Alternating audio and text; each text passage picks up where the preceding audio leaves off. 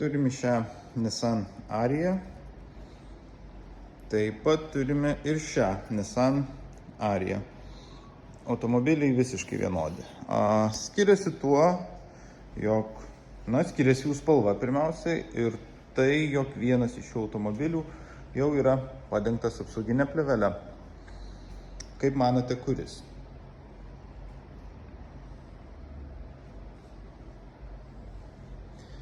PPF plėvelė pasižymi tuo, jog pastebėti ją ant automobilio praktiškai neįmanoma ir tai yra nematoma apsauga.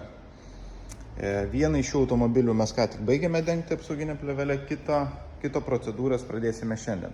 Būtent šis pilkas automobilis jau yra pabaigtas ir jo savininkų laukiame atsiimant automobilį, o šiai Nissan Arijai apsaugos PPF procedūras pradėsime šiandien.